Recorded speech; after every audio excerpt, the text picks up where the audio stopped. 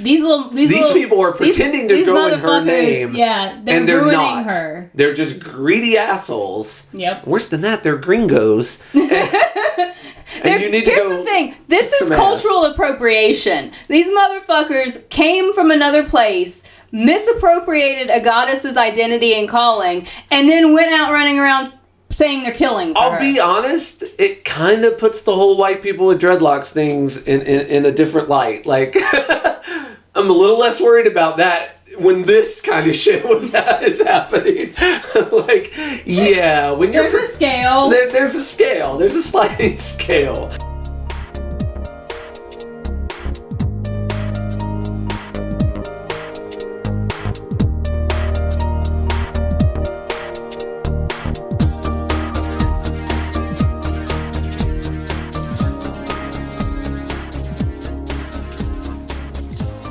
Hello!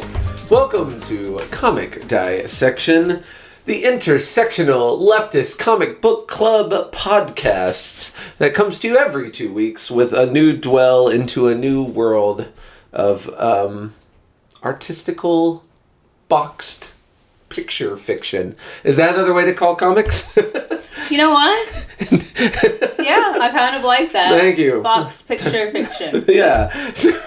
Although, I guess maybe fiction might be, because, like, Until I Meet My Husband is technically nonfiction. It's a memoir. Quite true. And so is, I saw one, I go to Ollie's sometimes looking for graphic novels, because they just have a whole wall of discounted comics and graphic novels and stuff.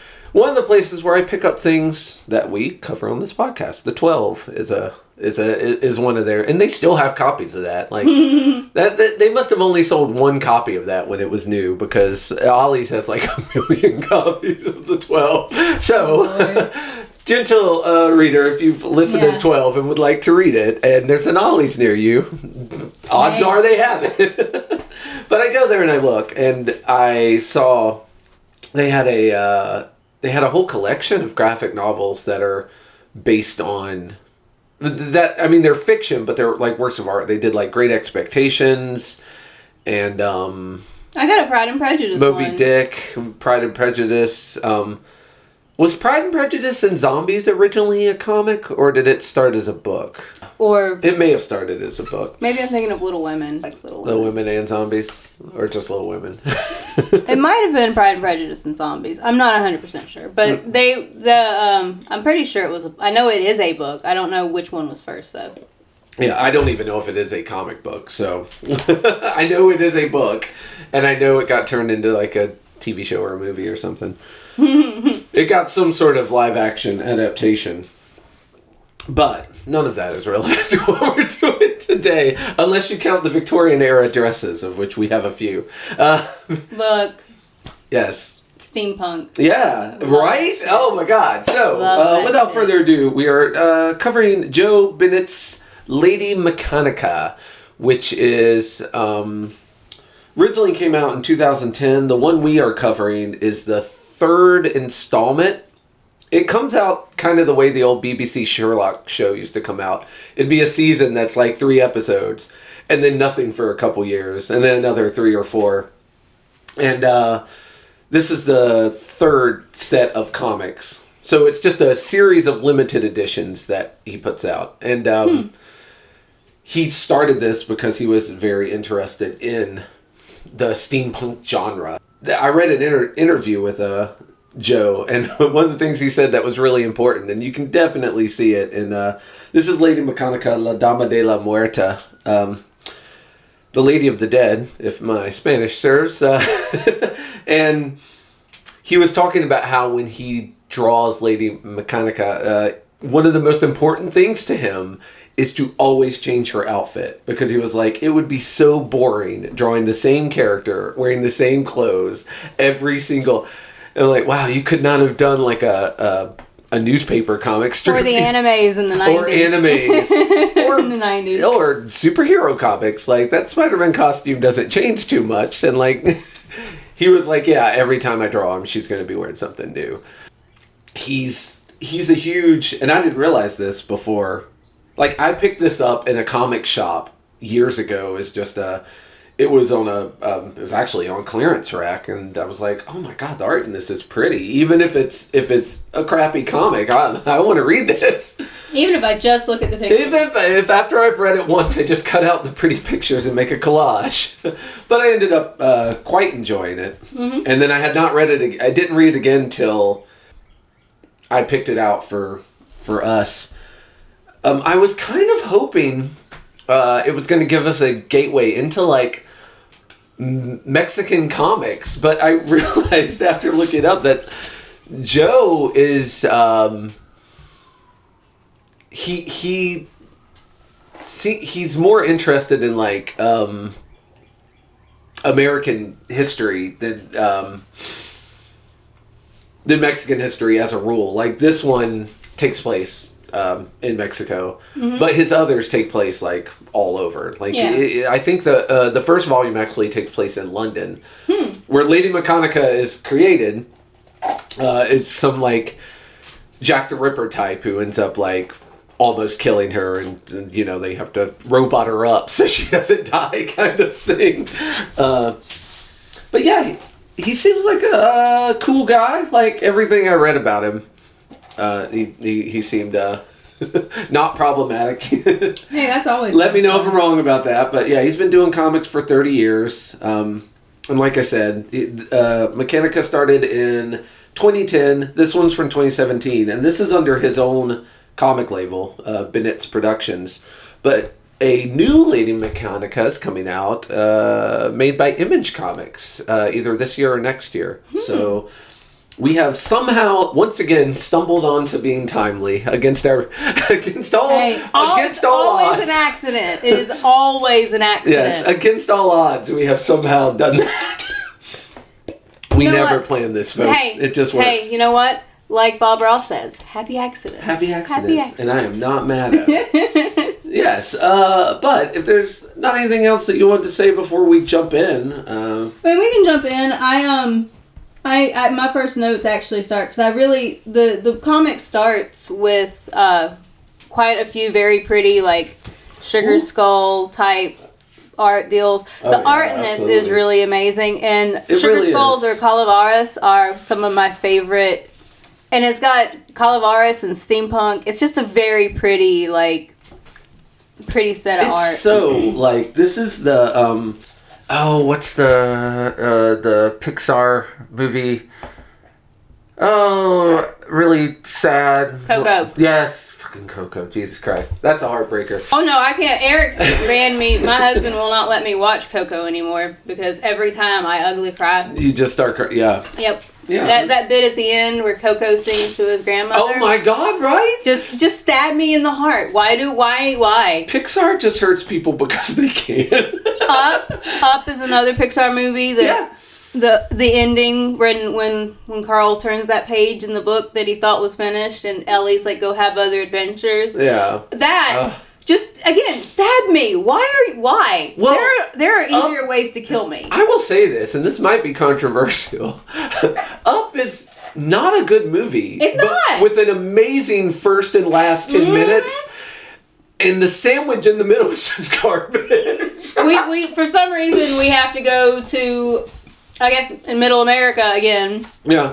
For no reason, for some dude to meet his childhood hero, who didn't age, by the way. Yeah. And find out that said hero is garbage. It happens to all of us, man. Be born in the 2000s, okay? It's fine. You're not alone. Yeah, no reason to tie a bunch of balloons to your house just because you're sad about your childhood hero not being no, that whole movie heroic. That whole movie kills me. The first bit when like.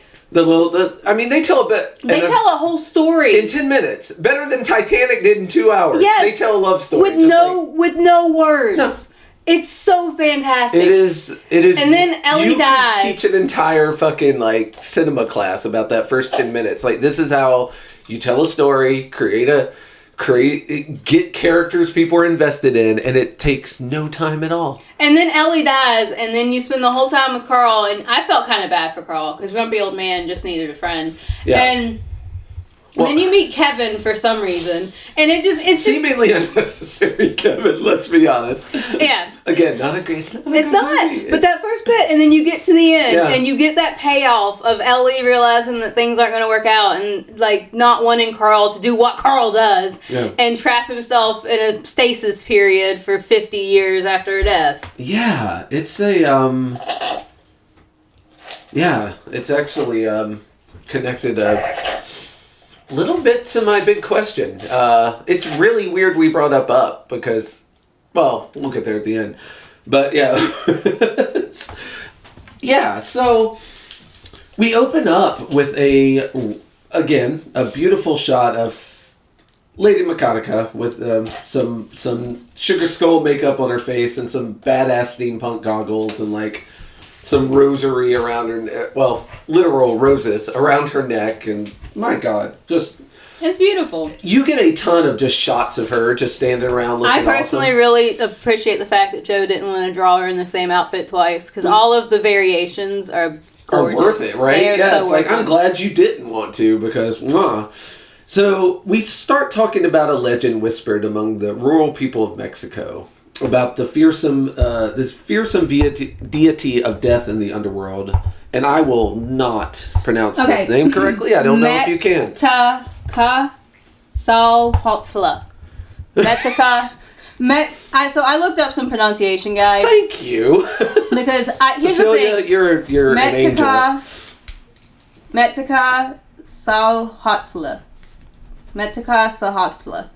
Because I'll be perfectly honest with you, it starts with religious Aztec stuff, and I did look up on Britannica a little bit about Aztec religions, the Aztec religion. And I'll be perfectly honest with you, the Aztec faith is actually one of my favorite faith pantheons. But the Aztec were a Nahuatl-speaking people who ruled, Central and South America in the 15th and 16th centuries. Yeah. This is all Britannica. They're talking, the Aztec religion was a synchronistic, it absorbed a lot of, religious practices from the other parts of the area, such as the Maya and stuff.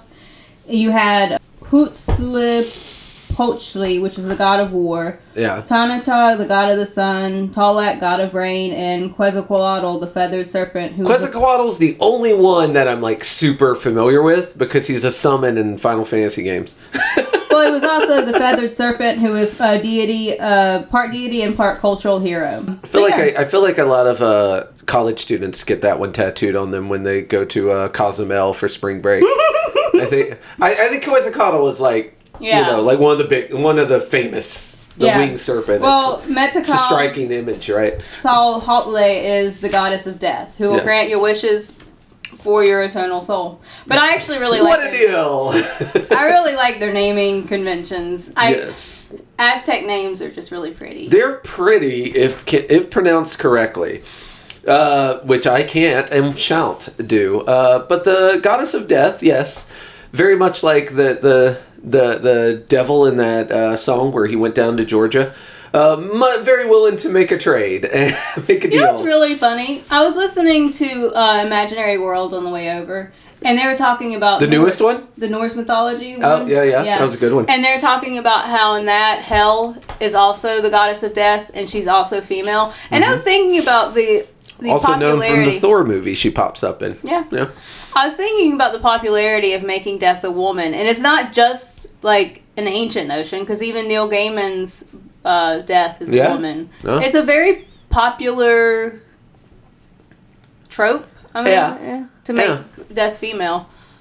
Well, it's weird too because, with the Greek and Romans, you have Hades, who is decidedly but Hades is not the god of death. He's god of the underworld. He's the god of the underworld, but there's a different god who's the god of death. Correct. I guess. But he's still a male. Yeah. What I'm trying to say is even when death is perceived as a guy deity, a lot of times he's just he's literally just the skeleton. He's so it's either a woman or a skeleton that's people think of as a guy, but honestly, it's a skeleton. Unless you're going to go in counting bones and measuring pelvises, like you're not really, you're not 100% sure. And honestly, the skull makes the most sense. Like, what do we all return to at the end of the day? Like, dust. We don't turn into women; we turn into dust, dust and bones. Yeah. But we have back to our story. We have a group of guys on horseback who have come seeking the favor of the goddess of death, and she grants it with a whole lot of green flame.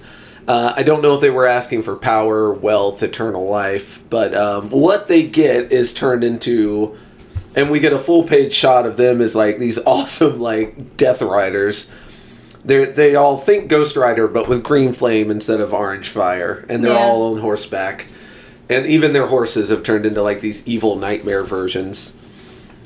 But forget all that. We're now in Mexico City, November 2nd, 1869. So we got our time and place. And we get our full shot of Lady Mechanika getting off the train. I mean, what's steampunk without a train, right? It can't be steampunk It can't be steampunk without a train. Even if it's flying through the sky, there's got to be a train. Steam. You've got to have the steam. Yeah, exactly. And she is surrounded by it. Very nice man asked to carry her bag, and she's like, nah, I got it. And he's telling her that This is Bimbe, right? Yeah. I love him. Yeah, Bimbe's great. Bimbe's telling her that he can kind of sense an aura about her and that she needs to go to Santa Catrina. Like, that's the town. It's just a little ways down the road, and your future lies there. Your destiny is there. And he straight up reaches up and, like, strokes her face. And she doesn't shy away, which is not normal for her. You'll find that because of her nature as, like, a weird robot woman, she's always trying to hide who she is. So she doesn't like to be touched or anything. But Bimbe's just so cute. She can't help herself. Bimbe's filling the role of old medicine man. He really is. Yeah. And I will say this is since this all does happen in this small town in Mexico, it could have easily and quickly veered towards like really obnoxious like pandering and what was it that they were talking about? I watched the second Spider-Verse movie last night again with someone who hadn't seen it, and we got to the part where they were in Mumbai-Hatton. Yeah. And the dude's talking about like, oh, you came here for a spiritual journey. Of course you did, white man. Don't eat, pray, love my city. That could have happened here, but I think it was true. I think that Joe treats all of this culture and stuff with Indian a great deal of respect. Is so good. He's so good. Here's the British Museum. They stole our stuff. Yeah. Here's traffic. Here's the British Museum. They stole our stuff. So she comes in, and everyone in this town is super nice. They're all like, oh, hello, hi, oh, are you staying for the festival? Da, da, da.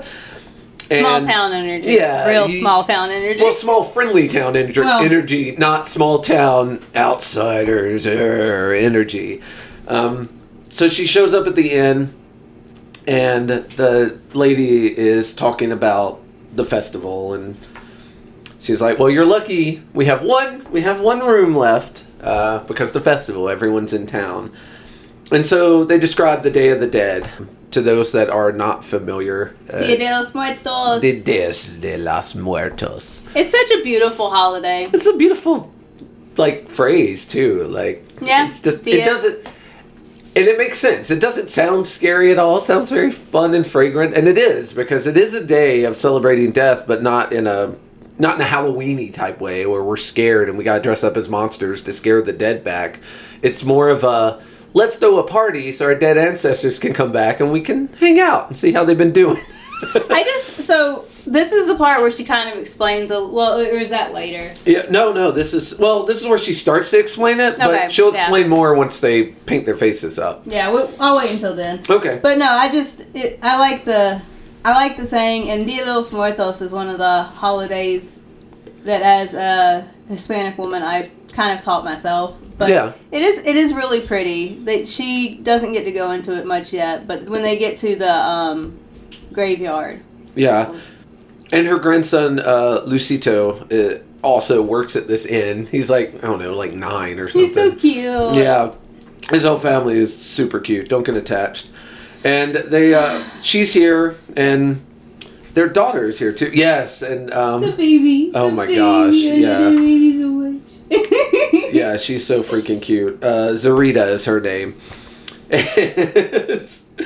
Zarita has this raggedy doll that she holds up to Lady Mechanika. She's like, "Oh, you're pretty lady. Yeah. Here, have my doll. It's good luck. Keep you company. Yeah, it's good luck. It'll keep you company. It'll protect you." That little girl sees so much. Yeah, and Lady Mechanika's like, she really does. Like, she immediately gets that, like, Lady Mechanika's carrying a lot of loneliness with her. Mm-hmm. And she tries to give her doll for comfort, which is very sweet.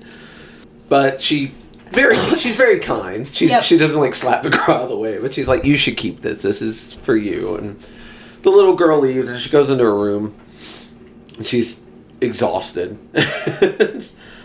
And then we get a little flashback to Dallas, and apparently Dallas is someone who she's lost in her last adventure.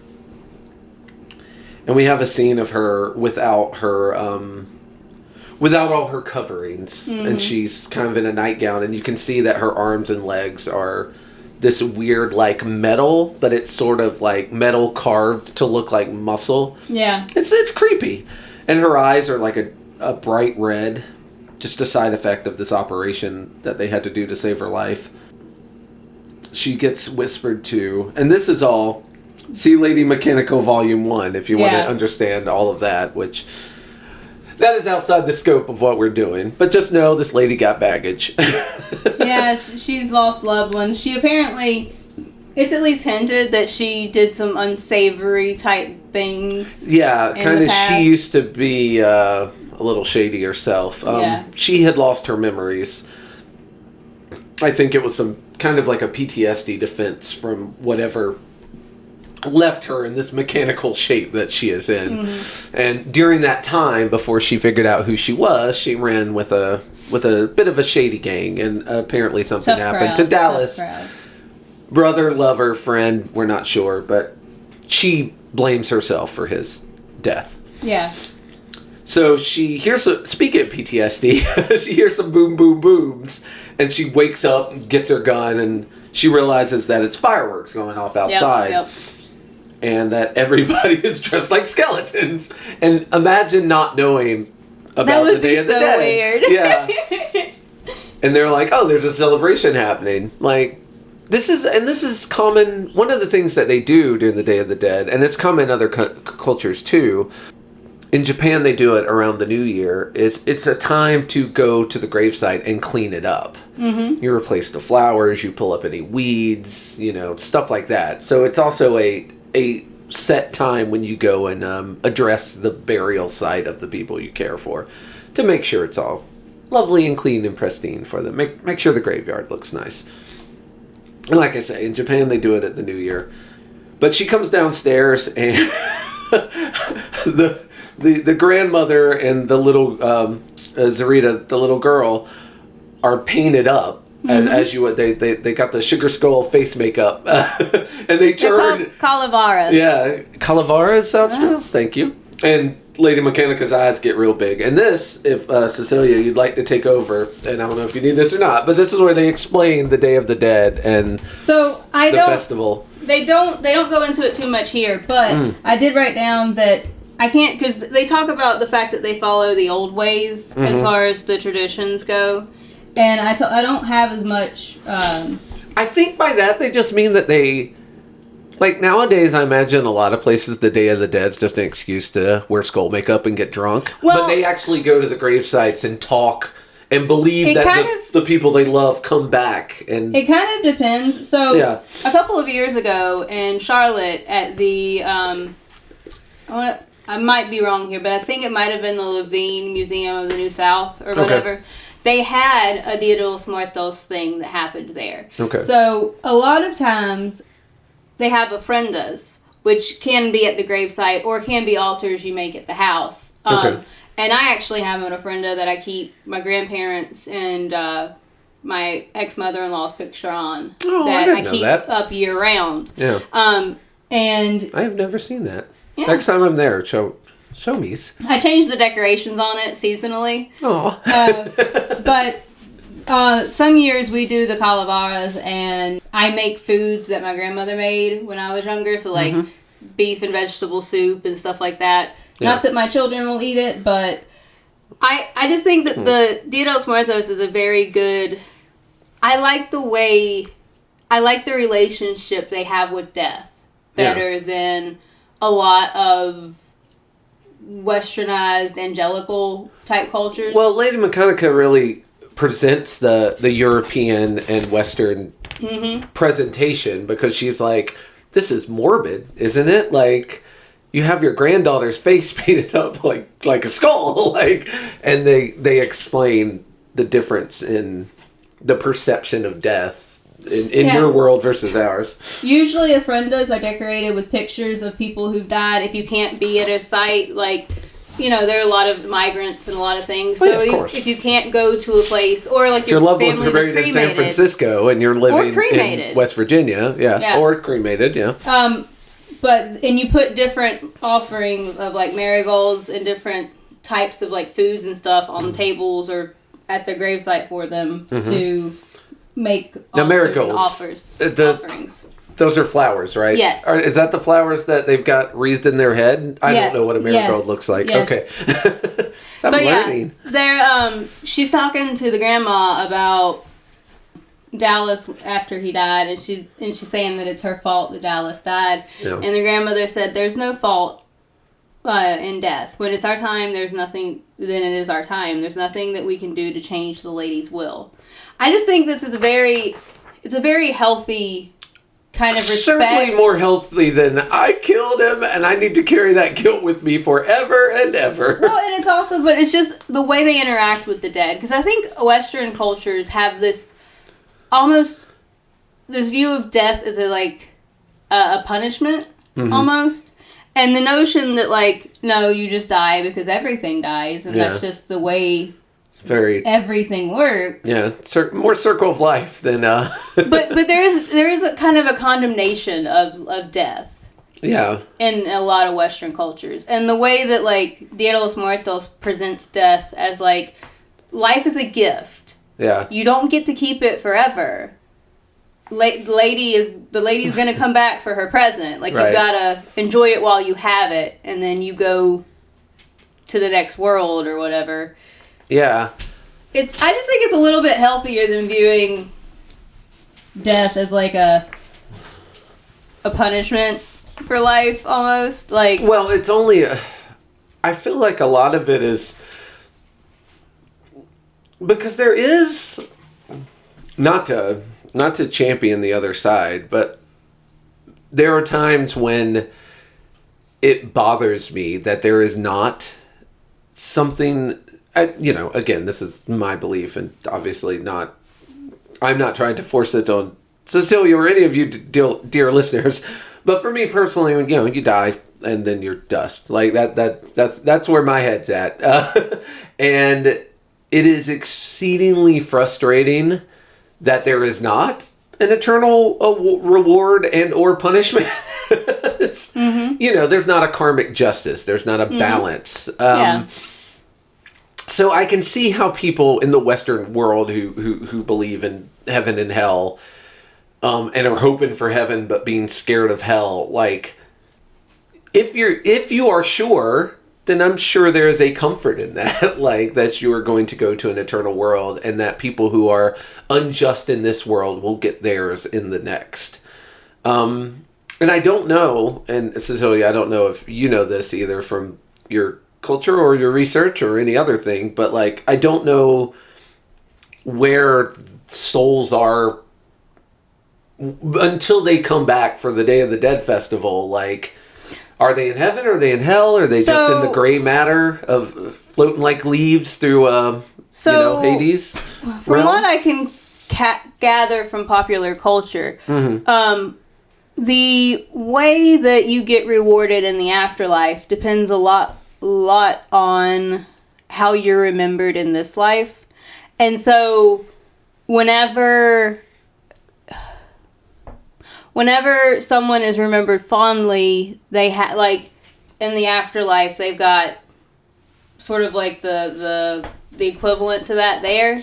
But whenever someone is forgotten, which is one of the reasons why the ofrendas and stuff are so important, they don't get anything. And eventually, even in the afterlife, you just kind of fade away to dust because you're not remembered. Right. And they say you die twice. Once when you die, and second when the last person who remembers you dies. Yes. Kind of thing, yeah. So there is that kind of notion. But I also think that even if you don't take it super literally, if you make a point in your life to try to make sure that the people you love are remembered beyond yourself. Yeah. Even if there is no afterlife, which I don't think denies the loss and the suffering that a person can go through when they lose someone that they care about. Yeah. But she said, the grandmother says in this, because in the next phase they've got Lady Mechanica's all dolled up. She's got skull face, red dress, beautiful. And there's a variant cover of her in a black version of the Day of the Dead outfit. And just smashing. So beautiful. So beautiful. I think this is honestly... I was feeling a little insecure after we kept reading Heaven's Official Blessing of like, you know what? I got some stuff that's pretty too. I got some art. So this was a subtweet. That's what this whole reading assignment was. It's like, subtweet. like I read pretty stuff too. But she's talking, and the grandmother is like, telling her like, well, yeah, of course we mourn, but this helps, like, this is like a balm to soothe the wound of losing someone that you care about. And if all you ever do is make loss sad, then eventually you look back on those memories and those make you sad too.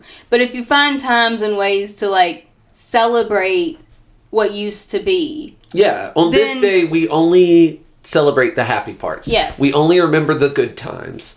Like, she remembers... is it her husband or her son? Her son, because they're talking about her son and her daughter-in-law. Yeah, and how they he used to just, he had an insufferable appetite, and every time she'd make food for like the whole village, he'd eat half of it. And his wife, and then he would have to stay up all night cooking to right the wrong, but then he would, and everyone in the village and loved him. And he'd sing terribly, or like maybe he even had a good voice, but he'd sing off key and like make his wife giggle so that she wouldn't kill him for eating all of her food. It was in a mariachi band, so yeah. But if you make those things rejoice, if you rejoice in the life that people lived, you can keep them alive that way. And I just think that, like, whether or not there's an afterlife, because I fall back and forth, I don't. This might all be all there is, and then everything turns to dust, and that's just the way it goes, and that's fine.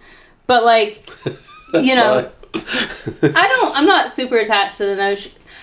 I'm tired of existing now. The idea that I'd have to keep existing after this, honestly, just makes me more tired. But again, I only want to do it if it's going to get better, like a lot better. So I'm fine with turning to dust. It's all good. But I do think that for my chibi girl, she gets real scared of the concept of death.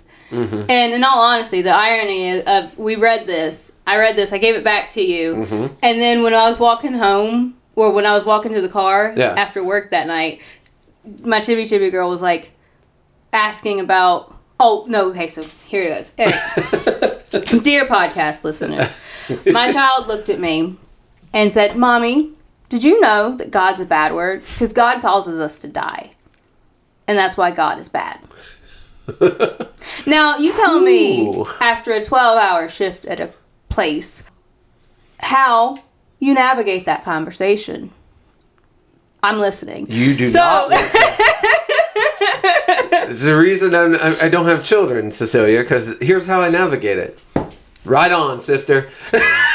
Well, the irony. I can't do. That is my chibi I can't deal with that now, and I'm semi well rested. I sure couldn't deal with that after one of our 12-hour shifts. I would just be like, you got a valid point. That is my chibi girl. That is her in a nutshell. Just out of nowhere and for no reason, we are going to talk about how God causes us to die, and that makes God bad. Wow. Well, we need to do a listener question episode where people just ask you things about their kids, and you've got to try and because if you handled that at all, then you should. That feels like New York City. If you can make it here, you can make it anywhere. If you can handle that question, you can handle all the questions. This is not the first time that my chibi girl has come to me with conjuries of death, because she is her mother's daughter.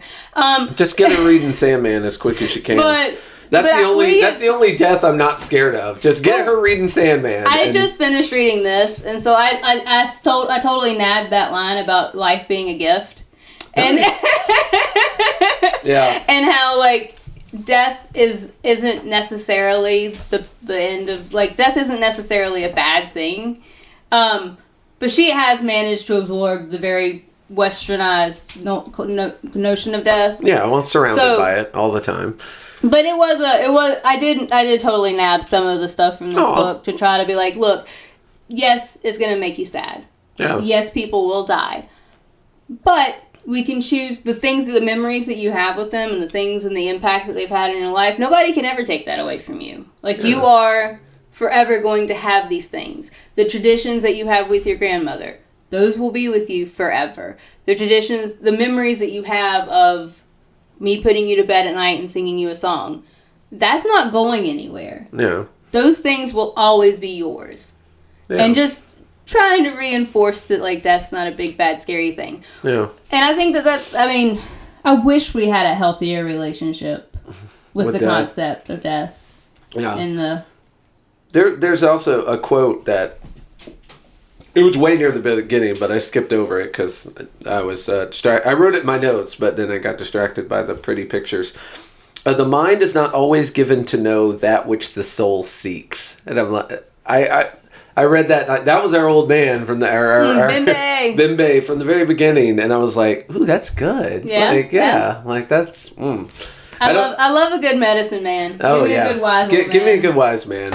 I do also really like the idea, because she mentions here that the dead wouldn't want to visit if you were sad. Yeah. I love that idea. Well, that's what they do. They put up fireworks, they light candles. They actually, on the gravesites, they put their favorite foods and their favorite toys if it's a child, or their favorite books if it's an older person. Things to bring them back. One year I put honey buns on my Frenda, because my grandmother loved honey buns. Here's the thing. If I believe this, I'd find it really insulting. I'd be like, wait, I'm not enough for you. You gotta have honey buns too. We get to talk once a year on the Day of the Dead, but no, I also need to bring your favorite snack. I'm not enough, you'll just come talk to me. Insulting. The only light in that tunnel is that must mean that the afterlife's a pretty fun place if it takes all that to bring you out. It must be great in there. But Lady Mechanika is talking to the guy that she feels she killed. Mm-hmm. Dallas. Yeah, and she kind of comes to a bit of peace with it. And she's imagining that she can smell the aroma of him. And she says, "You were the only person who never cared that I was different. You made me feel human, like I was worth more than just a hired gun or a mechanical novelty. You made me want to be a better person. And I will, Dallas, I will. Farewell, you insufferable rascal." I was like, that's a good line. It's cute. But the festivities are interrupted by what appears to be a zombie. Oh no, zombies! But is not a zombie. It is a child. Yeah, I wrote down, I don't know if zombies are supposed to be scary, but really this boy just makes me sad. Well, yeah, and as he should. And Cecilia, apologies. I had not read this in a while. I forgot that there was child pain. I'm becoming. You shouldn't have to, though. I should have at least perused it ahead of time, and I did feel bad, because when I was reading, I got to this page. was like, wow, I can't believe I didn't hear about that. Oh, now I feel very bad. I'm becoming used to. There's a plethora of child harm in the reading assignments that you hand out. No. When's the last one before this? I'm pretty sure because Toyman did not. That kid was an adult that got killed. I mean, he was like a teenager at least. And Toyman didn't even kill him. It was some robot. And before that? Before that, there was that book by Shantan that you let me borrow that had the baby, like there was the little poem with the baby that the baby died in. I posted that one on Facebook because it's Shantan. The one with the nursery rhymes. Wait, did that kid die in that one? Yep. No. Sorry, it just goes right over my head. Yep. Yeah, now kill a dog or a cat, and I'm fucking ready to go. Yeah, I'm ready to fucking cross hands with whoever wrote it. But yeah, I'm a monster. So yes, that's the end of Act 1. Is a child stumbles into the camp. I wrote down here after the poor child that I adore the Sugar Skull art so much. All these pictures of Nika and guns and steampunk. And Act 2 opens with her like on the cover with this beautiful purple. This is my favorite image of her in the purple because purple's my favorite color. And it's her, and she's got like two steampunky handguns in her hands, and she's still got the Day of the Dead makeup, and it's so pretty. It's so pretty.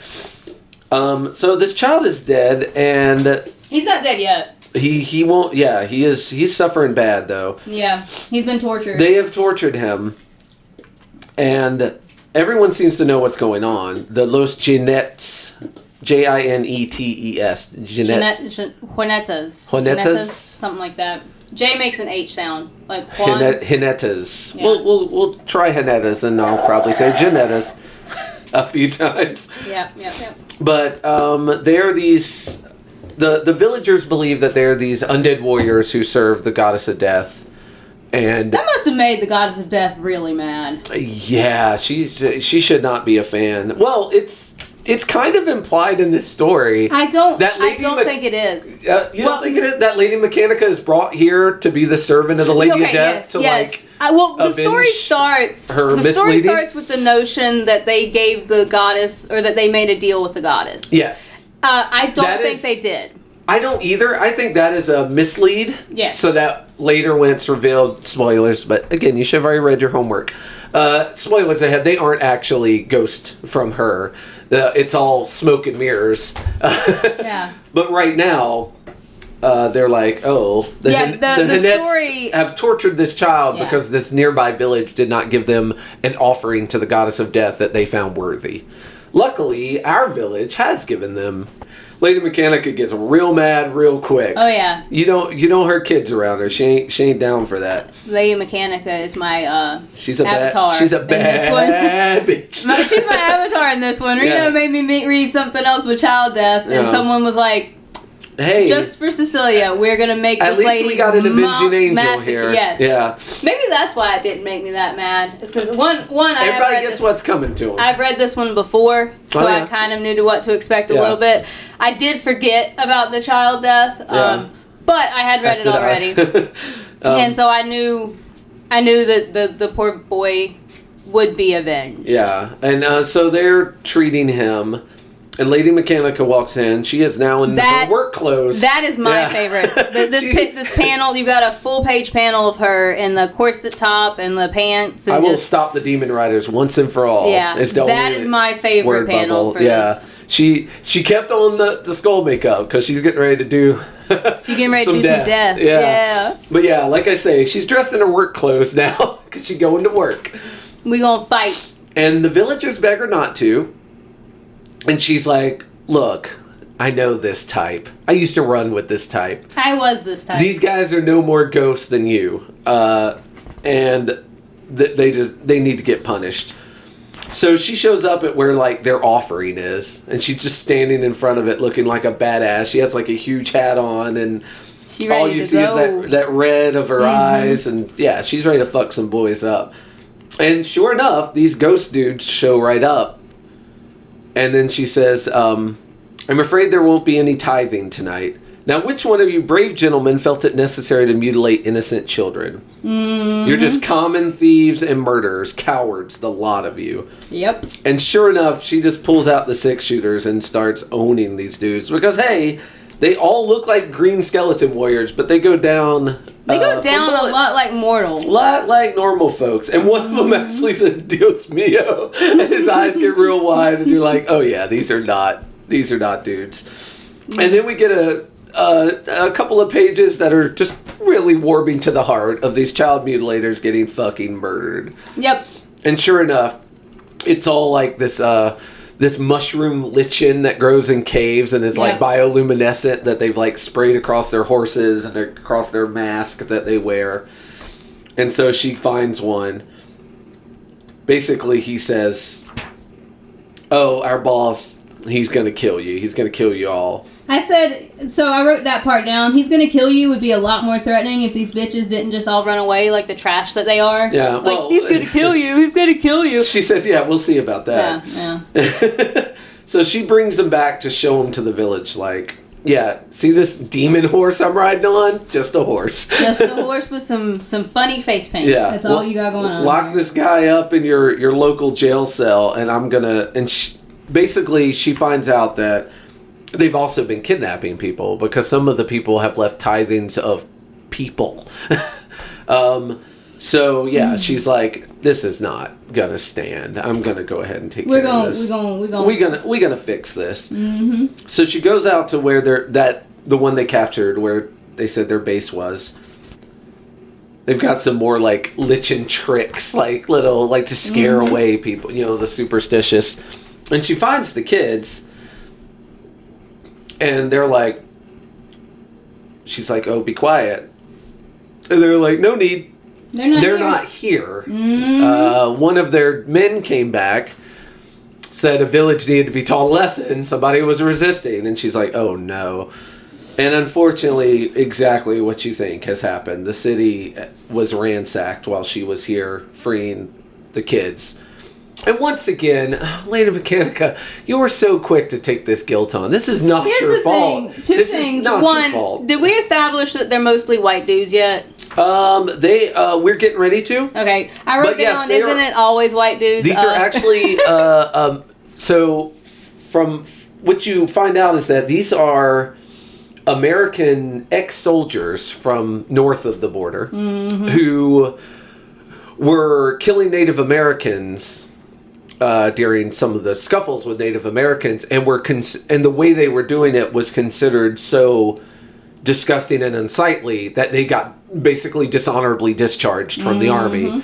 Now, if you know enough about American history to know anything about American history, you have to imagine that whatever the fuck they were doing was pretty god-awful, because the stuff that was allowed was pretty god-awful.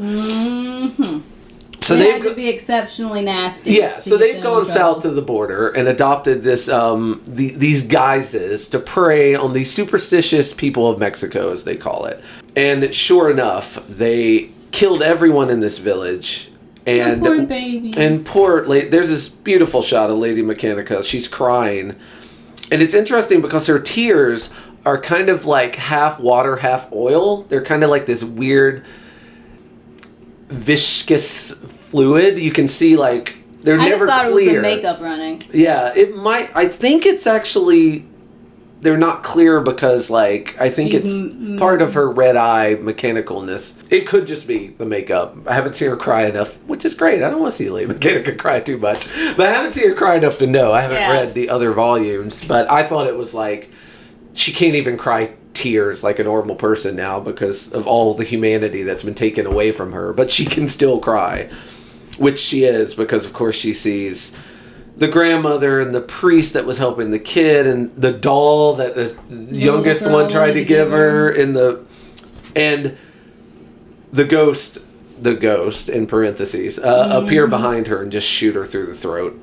And then we get another So I know she takes the blame, but on your opinion, what do you think? Because I wrote down, do you think she got this town killed? Like, what are the odds that these assholes would have taken the shit and left if she hadn't had... And Bimbe tries to talk her through this later, and I think he's 100% right. He's like, look, one day it wouldn't have been enough. No matter how much we gave, they asked for more every time. I'm not saying and that eventually it would have been she could have too followed much. them though, like she did originally after they'd taken the stuff and killed them in the caves. She could have, but she didn't know that the ones that showed up to get the. This is also she true. thought that she was she not didn't operating find on out. all the information. Yeah, she didn't find out that there were more until she had killed and scattered all the ones that were there, and the one that was left was like, "Oh, our boss is going to get you," and she's like, "Oh, there's more." And then he told him where they were, so he was like, "Well, I can just ride out there and finish this." I don't think there was no way she could have known this was going to happen. There's no way she knew how many of them there were. There's no way she knew that they would have came and attacked the city that quickly. Like, the turnaround on this was quick. Like, the guy must have rode in and been like, there's this woman and she was mean to me, guys. And they must have just jumped horses and the Mickey charged. Mouse voice. Yeah. That's how I imagine all these guys talking. No, I do agree with what Bimbe said, that eventually, like, it wouldn't have been enough. Yeah. But I was just wondering. I mean, she could have possibly handled it differently. But working on the information she had, I probably, provided I was a brave robot woman, I probably would have handled it the same way she did. Okay. Or close no, that's to fair. it. That's fair. That's fair. Yeah, and I think she is very quick to accept guilt. She does. She turns right around. She's very Spider-Man, and with great power comes great responsibility, and I got a lot of power. Honestly, I think that's one of the reasons why I don't blame her, because she isn't like, well, I couldn't have done anything about this, too bad. She very much so takes it on herself. Yeah. And it makes me feel bad for her. Yeah, absolutely. So we get a couple more amazing shots of her, like, again. Just to give you credit where credit is due. You picked a very beautiful. Oh my gosh, right. And like, here is her like this Mother Mary thing going, like, yep. Shit, it's awesome. So she's kind of she's having a little flash. She's having a flashback, and once again, it's actually not a flashback, because this never happened. This is a hallucination, or maybe this is her in the spirit world, because she is close to death because they shot her in her human-y part, not her robot-y part. So she's bleeding to death as we speak, and all the people from the village are there. And if you needed more proof, it's not her fault. Everyone in the village is telling her it's not her fault. It's true. Everyone in the village is very... Yeah, and they're like, come dance with us. The party's just starting. And even Dallas shows up to tell her that it's not her fault, but it's also not her time. And he's like, look, I'll be here. Whenever it is your time, I'll be here ready to dance. Because she mentioned earlier that, like, Dallas was the one that got her to dance when she didn't enjoy dancing, which is a sweet little bit of, like, backstory for those two. And Dallas is looking badass. He's got his Day of the Dead makeup on, too. Yeah. I am mostly a hetero man, but I did a little swooning when Dallas, there's a shot of him doing the take my hand, and he's, like, reaching his hand out of the panel to, like, get her to dance with him. But he's like, it's not your time. And she wakes up. And that shot right there. Yeah, of her. Yes. Because they've got her stripped of all of her extra patty, extra, like, Victorian style clothing. And she's in a much more indigenous style dress. Complete with, like, a huge feathered mask. Yep. And you can see, like, her mechanical arms with this ancient Aztec attire, and it's such a culture shock of these Terminator robot arms and these Aztec emblems. It looks so good together. Oh, it's too. great! It's beautiful. Yeah, you would expect them to be very shocking, but they just blend. They look great. Yeah, Bimbe has saved her life. Yep. Kept her from bleeding to death. She was close to death, but not quite there yet. Not quite there yet. And he's asking about the village, and he's like, "I'm sorry, there is no village." Anymore. And this is where she tries to blame herself, and he's like, it wasn't you. Like, this eventually would have happened. They would have kept asking for more, or the people would have not been able to give and tried to rebel, and maybe they would have been successful, and maybe they wouldn't have. Like, injustice eventually leads to rebellion when the people can take no more. Yep. And that would have happened no matter what. So you have no guilt, but you might still have a job to do. Yeah, this is where Bimbe charges her to work for the goddess of death. Yeah, he's even dressed her up like the goddess. He's really selling her on this. He's like, look, I've got a speech prepared. Yeah. I've already planned and plotted. I know what we're doing here. She's been out a little while. He had time. Yeah. And this is where the idea is kind of presented that you're going to be her angel of death for the goddess of death, because these people are pretending to go in her name. Yeah, and they're ruining not. her. They're just greedy assholes. Yep. Worse than that, they're gringos. And you need to go. Here's the thing. This is cultural appropriation. These motherfuckers came from another place, misappropriated a goddess's identity and calling, and then went out running around saying they're killing for her. I'll be honest, it kind of puts the whole white people with dreadlocks things in a different light. Like, I'm a little less worried about that when this kind of shit is happening. Like, yeah, when there's a scale. There's a scale. There's a sliding scale. Yeah. So yeah, they have literally appropriated their gods and are using them against them. Appropriated our goddess. Yes. They are running around acting like they have any fucking right. Oh yeah. No. To kill in the first place, but then they're putting the Lady of Death's name on it. It would have been like the Crusades if, like, the Europeans were invading in the name of Islam.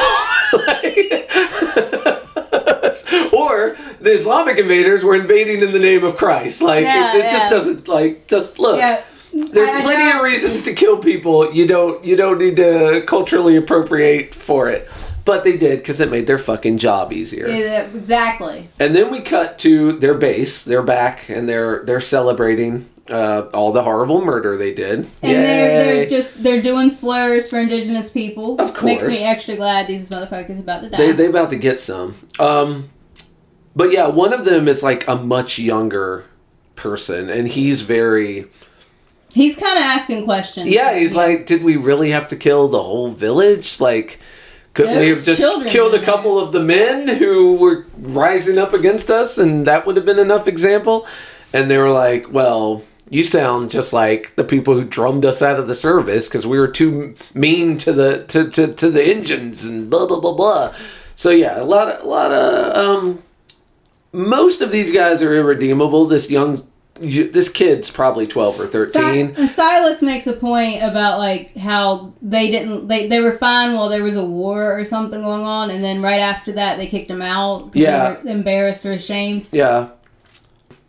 And they also do the, like, it ain't nothing that they didn't do to us, stealing our women folk, scalping our children. You know what's really ironic?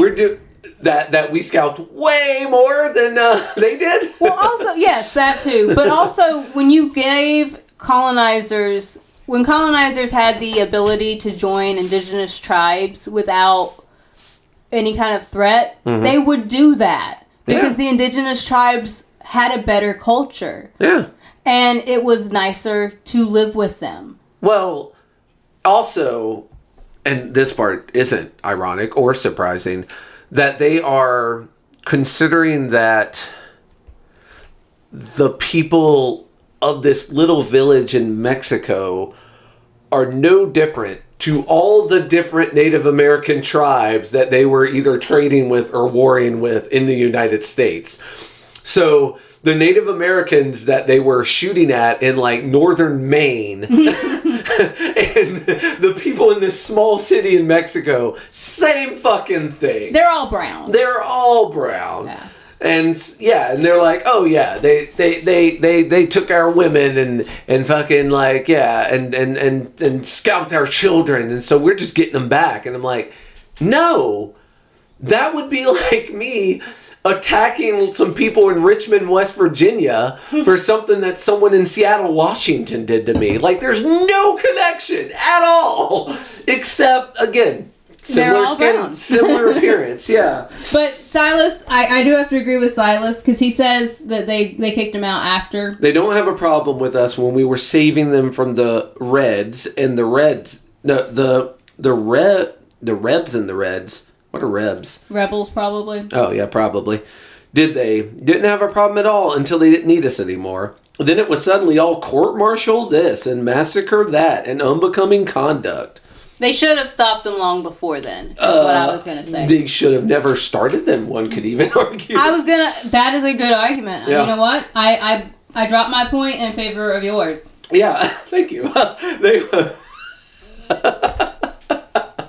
Let a white man explain it to you, Cecilia. This goes on the poke board. I know. Put it on the poke-o-meter. This one goes on the poke board. Well, before there can be more bitching about how tough it is to be a white man in America, a dude comes in, followed by Lady Mechanika in her full awesome Lady Death wear, with one knife in each of his nipples, just bringing him to earth. And all the other guys are just looking with their eyes wide. And you get this shot of her just charging them. Yep. Knives out. I'm good with the murder. They all deserved it. Then you start seeing beheadings, throat slittings, and just murder from top to bottom. And, man, it feels good. Mm-hmm. And the little kid is the only one that gets away. The one who was kind of against the whole thing and freaking out. So she gets them all. And all of them that are at base. Yep. There's a small contingency of them left that are, of course, going to another village because this kind of greed is insatiable. Like, they will never have enough.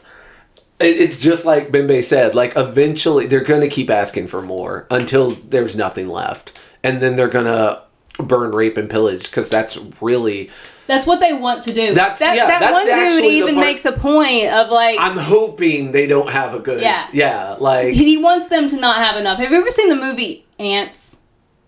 Yes, long time ago, but I vaguely remember it. It makes me think of the grasshoppers, where the grasshoppers are talking about how one ant there are more ants than grasshoppers, and if the ants are aware of the fact that they have that power, then they'll stop giving to the grasshoppers. Yeah. And it makes me think of that. Like, that you have to take and take and take and take and take, because at some point, it's never enough, but you have to keep them in fear. Because if they realize that they can do what she's doing, then they aren't going to be able to do it anymore. Exactly. But yeah, you are correct, Cecilia. One of them's all mad. He says, my nice feeling thirsty. And the leader of the whole group is... Again, you can't see the heavy quote marks I'm putting on, but he says, but he's being honorable. He says, no, not today. Hard work deserves to be rewarded. Let's saddle up. So he's like, if they give the right award, we're not allowed to go in there and murder them. Okay, guys, come on. We made a deal. We got to be fair. We got to be fair about our unlevel power balance here. He says, don't worry. One of these towns is sure to disappoint sooner rather than later. Yeah. Yeah, so, and then we get another, again, so many full-page shots, and normally I'm like, oh, this comic writer didn't have enough to say. He has to do a bunch of full panels, but this is just because Lady Mechanika looks so badass, they have to keep showing her. This one, she's on one of their devil horses, and the moon's behind her, and... So pretty. Seriously. So pretty. And I've looked at, like, shots of the other Lady Mechanika. Anytime you see one in a store, pick it up. It's worth it for the art alone. Like, beautiful. And I can't wait. I think we're probably going to cover this new one when it comes out from Image Comics. Because, man, I forgot. Now I'm reading it again. I forgot how awesome she is. I'm like, I want to read more about this lady. And she just, as you probably won't be surprised, she takes out her gun and starts blowing them all away. Again, I was fine with all the murder. Yeah. The murder was good. And... she actually, I think it's the leader is crawling away from her. Like, she shot him off his horse. He's like digging through the sand, trying to crawl away. He's like, no, wait. And she's click. I don't know if she hesitates or not, but he gets shots off and like scares her horse, and she falls off her horse. And so now he's on top of her, and he's winning the day now. And he's getting ready to end her life. He's got the gun. He's got the advantage. But instead, because these guys are nothing but if not predictably arrogant, he ties a noose around her neck. He's going to drag her behind his horse. Old style, I guess. He says, just like each of my boys, handpicked to join my squad because I knew they had the guts to do what was needed. All except that kid, maybe. But he's young. He'll learn. And interestingly enough, I think the line about the youngest one, oh, he'll learn to be like us, is what spurs her into action. So she, like, does a diving headbutt backwards, and she's half metal, so, like, she breaks his nose when she headbutts him and gets out of his noose. They do this fucking... I get so tired of this. If there's one complaint I have about this, it's this whole, you're just like me, blah, blah, blah. It's like, no, I'm not fucking just like... Like, just because we both kill people, that is the most narrow black and white viewpoint of, like, you're just like me. That's like, oh, I'm just like Hitler. We both eat food to stay alive. Like, no, very different. Hardly anything in common. You don't talk enough about motivation in this particular speech, because the reasons I'm killing and the reasons you're killing, very different reasons, my friend. Kind of the most important thing. So don't torture kids for amusement. Don't terrorize innocent villagers. But you got one thing right. I am a killer when I need to be, and she chokes the shit. She chokes him to death. I'm about to say, he deserved that kind of personal, like, looking death in the face kind of death. He needed the personal touch. He did. A bullet was not enough for him. Because again, he was the leader of this whole thing. So then we got the little kid, and I say little, he's probably somewhere between 13 and 17, I'm guessing, from his appearance. He's out in the woods by a fire. Again, he was the only one that got away. Now, if you're going to make any kind of indication as to someone she is actually like, I think this little boy is probably the best self-reflection type, because he does straight up, like, apologize and promise to do better, and, like, he's not arrogant with and he didn't enjoy the massacring. Like, no. And she probably does see a lot of herself of when she was a criminal. I doubt she was doing shit like what they were doing, but she was doing enough that she sees some of herself in this youngster. That little boy is the only one who's salvageable. Yeah, exactly. He is young enough that he might could still choose a better path. And sure enough, he's crying, and like he was crying before she even showed up. Yeah. But when she comes out of the woods, all goddess of death up, he starts really crying, and he apologizes and says, "Look, I'll spend the rest of my life atoning for this." And she believes him and tells him to go. Mistakes are only horrendous if we choose not to learn from them, which is a very good line. Mm-hmm. And you could tell those other guys were never going to learn from them. They were not changeable. Yeah. It's sort of like when we were reading the Superman, and we were talking about Smokey. Yeah. And how some people can grow. Yeah. But some people cannot. Yeah, Manchester Black, not changing. Yeah. Smokey McBlack. I could not remember his name. It just rolls off the tongue. It's like Dia de los Muertos. Manchester Black. Like, probably a really crappy tavern somewhere in, like, the dark side of London. Or a beer you can order at that tavern. Like, I'd like a Manchester Black and a pale ale, please. But yes, and so we end it repeating the phrases from the beginning. But at the beginning, it's all like, oh, the mistress of death is a dark god who demands your soul in return for service. But then at the end, it's like she punishes the guilty and helps those in need. So she has created a new legend of what the mistress of death is, as a protector and a healer and a positive influence, because she killed those assholes who were misusing her name. Good on her. Yeah. And then we get actually, this might be my favorite shot. A good one of Lady Mechanika. She's got the owl on her arm. She's got the Mother Teresa, Mother Mary veil, and she has a scythe like death. So it's a little bit of the imagery of death from whatever cultures do the scythe. That's a lot of. I'm sure that's European. But yeah, because they were the ones that had to get that wheat. So yeah, it's a nice bit of different cultures in the last panel, and then we get, of course, a couple more shots. We see her in orange. I really like the marigold one. We see her in the marigold with the orange and yellow. She looks great. We see her in red. Surprise, she looks great. We see her in a work outfit. We see her as the goddess of death. And then we see her just normal. normal, as in not in makeup, just in some Victorian steampunk, and of course still looks great. So there's a movie also called The Book of Life that has a lot of that red imagery. The Lady Muerte and that has a lot of the red imagery, the red, the sugar skull, and the red dress, and the red big hat, and all that. I really appreciate all the art. Yeah, well, it's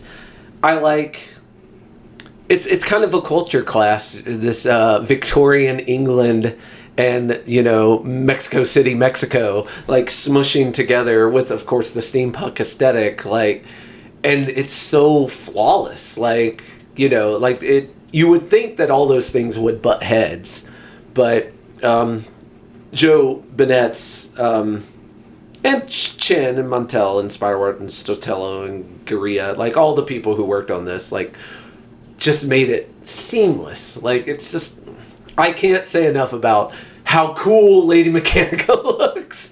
Even if you heard this story and were bored to tears, still pick up Lady Mechanika, La Dama de la Muerte, because it's worth it for the pictures alone. And I personally thought the story was very good and would love to and will read more about her and her exploits.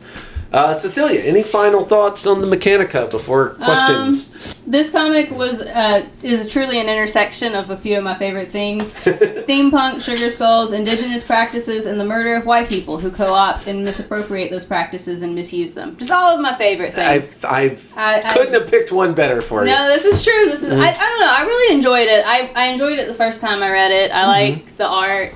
Yeah. Look, Aztec culture does not get enough love. It really doesn't. I appreciated the way it drew on the culture, how it was respectful, how it sort of like topically almost talked about how the culture gets misused. That first legend at the beginning is a very whitewashed version of who the goddess of death is. Yeah. And then by the end, and it's funny because it's become that whitewashed version because a bunch of white people came in and said, no, this is actually how it goes. And if you don't believe me, look at my ghost horse. Yeah.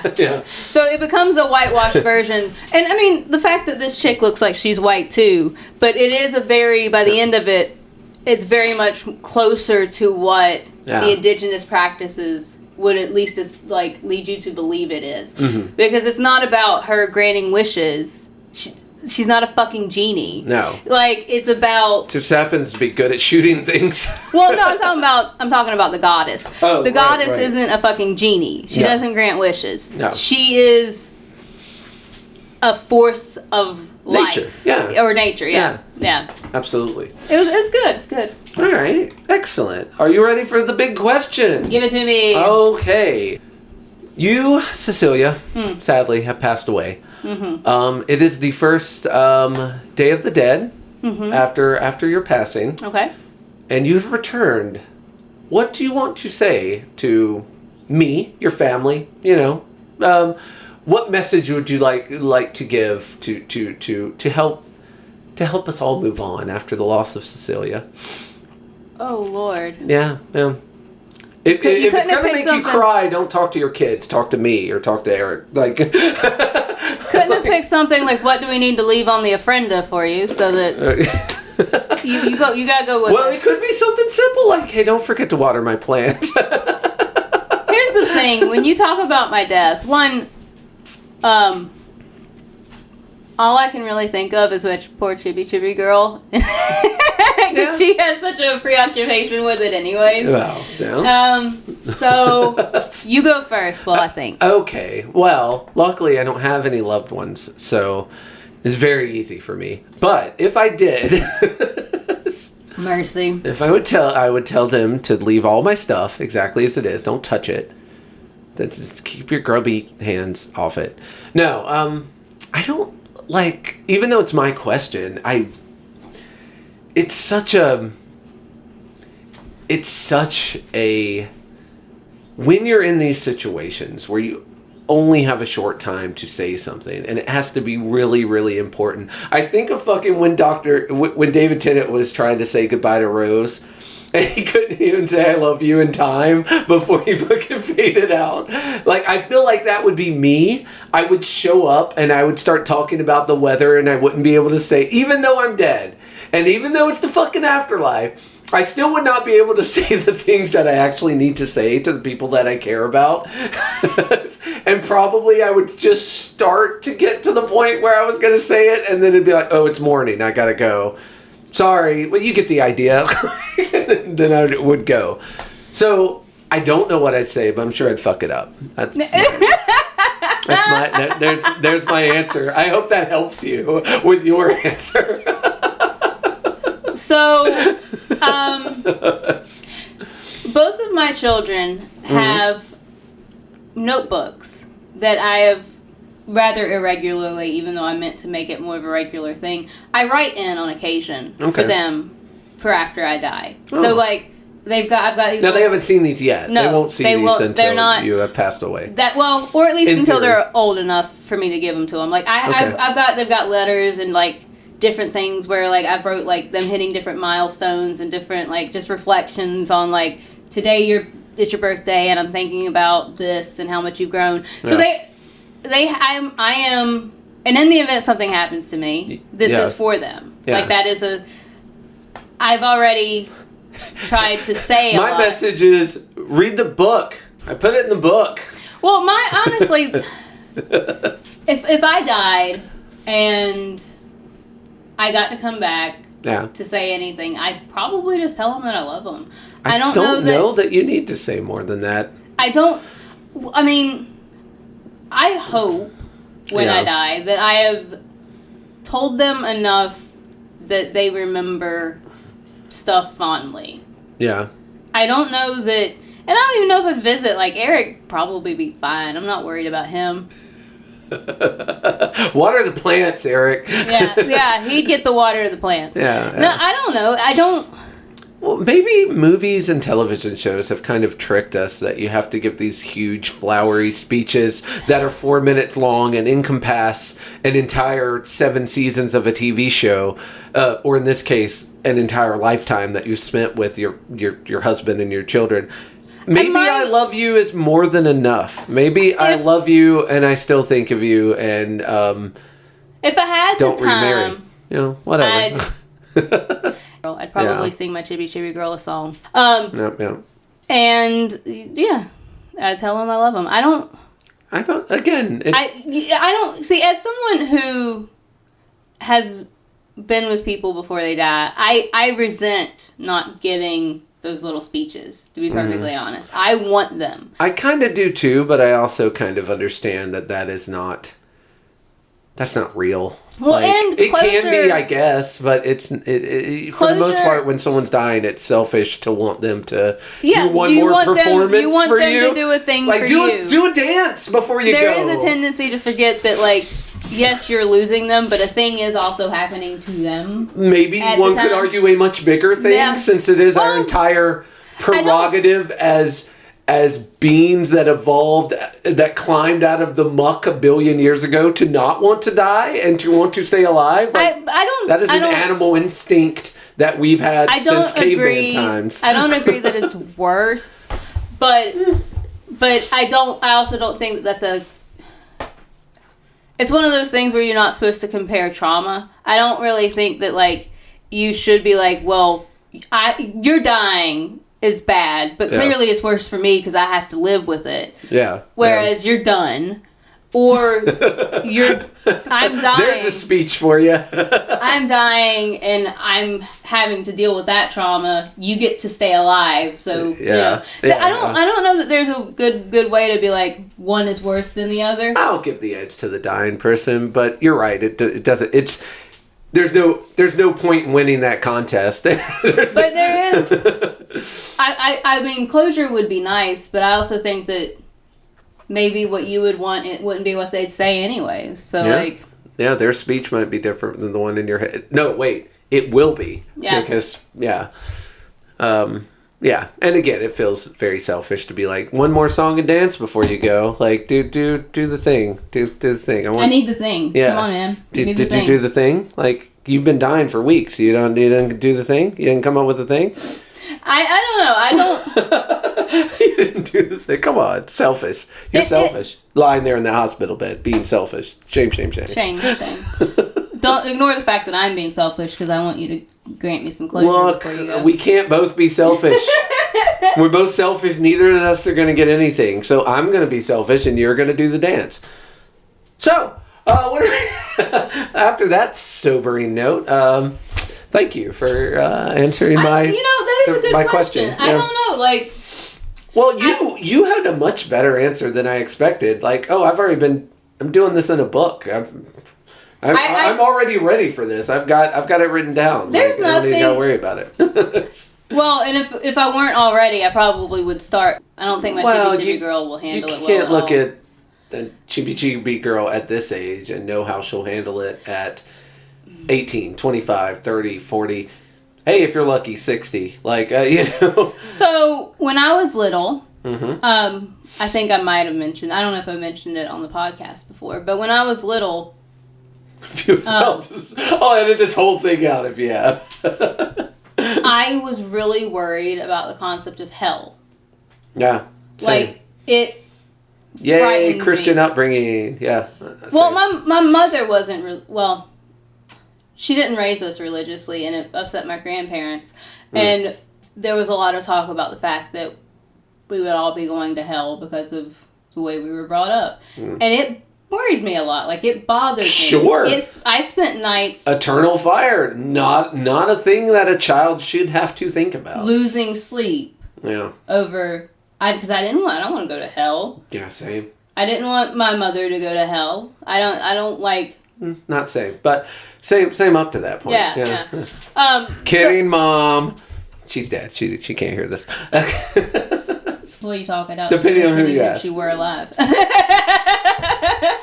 But no, so and I mean, as an adult, truthfully, you're right. Like, I don't worry about hell now because I don't believe in it. Right. But I still don't think I have a good relationship with grief or death.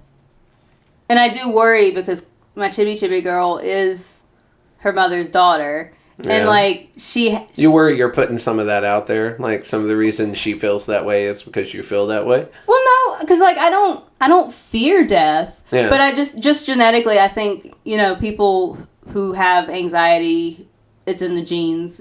She's maybe predisposed to be a little bit more anxious. Yeah, probably. So I worry about it like that. I don't know that she'll always be bad at handling death, but I worry that it will be harder for her. Okay. I hope you're wrong. I hope I'm wrong too. I mean, I just looking at this poor child and her pack rat tendencies and the way she doesn't like to deal with things. Yeah, game recognized game.